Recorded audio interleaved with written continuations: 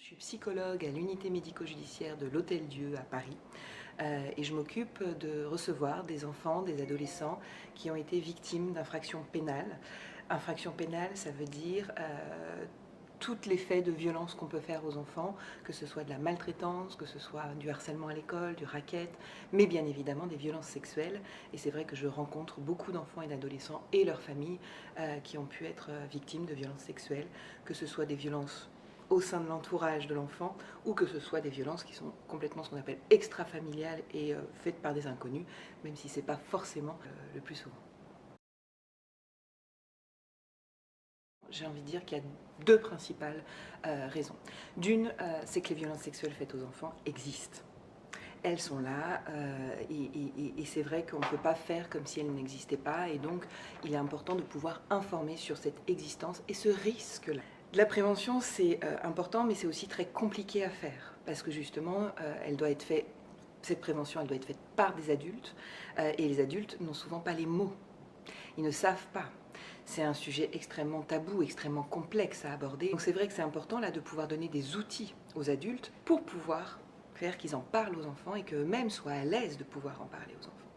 Donc cette prévention-là, c'est une prévention qui doit être encadrée, qui doit être contenue, et c'est pour ça que c'est important d'avoir des bons outils, comme ce petit livret l'est, et de pouvoir transmettre une bonne information aux enfants et aux adolescents, qui ne soit pas non plus une information, j'ai envie de dire, alarmiste, trop émotionnelle, qui va dans le trop et qui ne va pas faire passer les bons messages. Donc, je suis Delphine Solière, je suis journaliste jeunesse, je suis rédactrice en chef de J'aime lire et j'écris aussi sur ces questions de prévention depuis très longtemps. Ce qu'on sait aujourd'hui, c'est qu'il y a 20 000 dépôts de plaintes pour agression sexuelle sur mineurs par an. Mais tous les calculs qui sont faits par l'aide sociale à l'enfance, par la police judiciaire, par la gendarmerie, montrent qu'on estime à peu près à 200 000 enfants victimes par an. C'est colossal. Ces 200 000 enfants-là, ils n'ont probablement pas eu la bonne prévention. Le projet de ce livre, c'est vraiment de mettre l'enfant en alerte face à des comportements qui ne sont pas normaux. C'est pour ça que nous, on n'a pas cherché à montrer des scènes de violence, c'est pas ça qui nous intéresse. C'est par contre que l'enfant et le parent aident à repérer des comportements le moment où ça dérape en fait. Et comme on apprend à traverser la rue aux enfants aujourd'hui, à circuler sur Internet parce qu'on craint ces espaces très grands de danger, en fait, on a vraiment envie de faire la même chose. C'est regarde les signes qui sont envoyés et regarde ce qui est normal ou pas. Alors c'est pas forcément évident parce que les personnes qui veulent agresser des enfants utilisent souvent plein de moyens de séduction. Donc c'est pour ça qu'on a proposé des scénarios différents. Là, ce sont des bandes dessinées pour que l'enfant puisse vraiment visualiser des attitudes, l'attitude de l'adulte, mais aussi l'attitude d'un enfant normal. Un enfant, il ne pense pas à ça.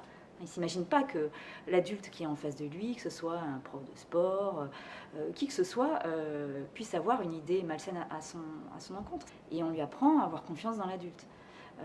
Donc là, on lui apprend, à travers ces bandes dessinées, ces mises en situation, ce qui fonctionne et ce qui ne fonctionne pas.